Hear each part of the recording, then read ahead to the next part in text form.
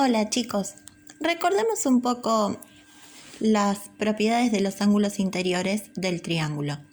Sabemos que en todo triángulo la suma de los ángulos interiores siempre es 180 grados. Conociendo esa propiedad, podemos anticipar que, como todos los cuadriláteros se pueden descomponer en triángulos, entonces cada uno de esos triángulos, si sumamos sus ángulos interiores, nos daría 180 grados.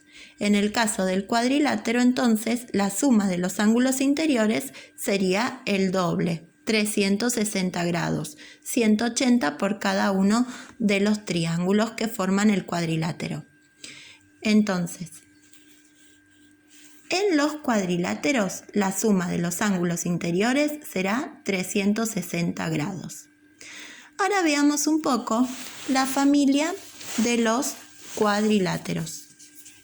Bien, según sus lados, los cuadriláteros se pueden dividir en tres familias. Para empezar, aquellos que no tienen lados paralelos, cuadriláteros sin lados paralelos. ¿Quiénes son? Son el trapezoide, fíjense que ninguno de sus lados son paralelos, y el romboide. El romboide es un trapezoide especial.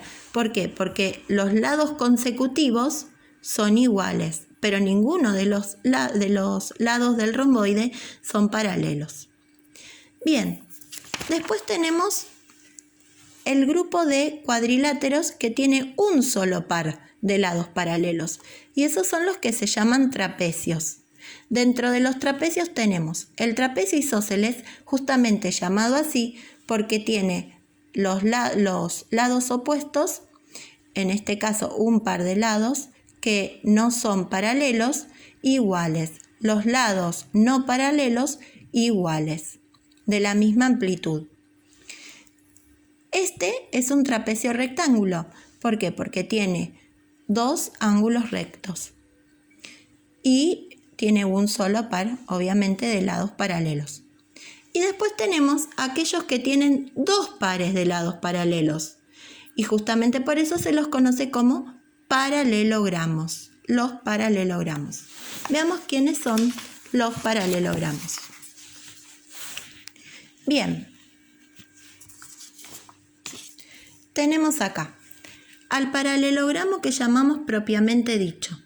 El paralelogramo propiamente dicho es este.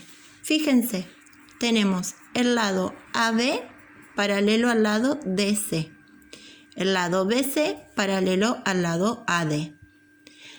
Dentro de los paralelogramos hay también paralelogramos especiales porque tienen alguna característica particular. Tenemos aquí al rectángulo. El rectángulo es un paralelogramo, tiene dos pares de lados paralelos.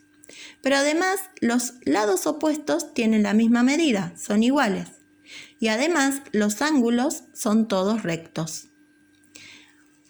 Otro paralelogramo especial es el rombo, ¿sí? El rombo tiene 4 lados iguales y los ángulos opuestos iguales también. Bien, ahora, si nosotros juntamos los 4 lados iguales del rombo y agregamos los 4 ángulos rectos del rectángulo, nace el cuadrado.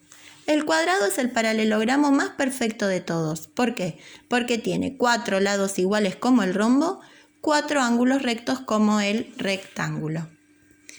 Bien, ahora veamos qué sucede con los ángulos interiores en el paralelogramo.